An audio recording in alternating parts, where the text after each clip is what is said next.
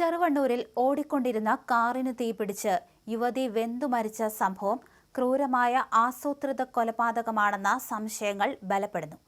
സോന എന്ന 24-കാരിയെ കാറിനുള്ളിലിട്ട് പെട്രോൾ ഒഴിച്ച് ജീവനോടെ കത്തിച്ചതാണെന്ന ഗുരുതരമായ ആരോപണങ്ങളുമായി കുടുംബം രംഗത്ത് വന്നിരുന്നു. അപകടത്തിന് പിന്നിൽ കൃത്യമായ ആസൂത്രണമുണ്ടെന്നും സ്ഫോടനം മനുഷ്യനിർമ്മിതമാണെന്നും 100% ഉറപ്പാണെന്ന് സോനയുടെ അമ്മാവനും കുടുംബാംഗങ്ങളും മാധ്യമങ്ങളോട് തുറന്നടിച്ചു.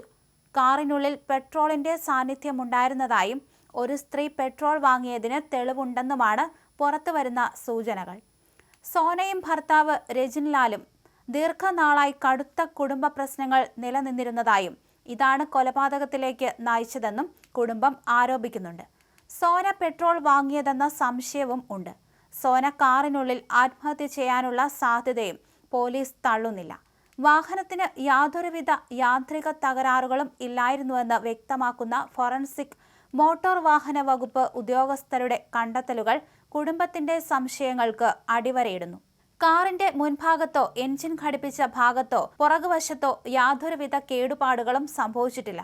അതുകൊണ്ട് തന്നെ അപകട കാരണം ഷോർട്ട് സർക്യൂട്ട് അല്ലെന്ന് പ്രാഥമിക പരിശോധനയിൽ തന്നെ ഉറപ്പായിട്ടുണ്ട്. കാറിനുള്ളിലെ വയറിങ്ങുകൾക്കോ ഇന്ധന ടാങ്കിനോ യാതൊരുവിധ കേടുപാടുകളും സംഭവിച്ചിട്ടില്ലെന്ന് വിദഗ്ധർ സ്ഥിരീകരിച്ചു.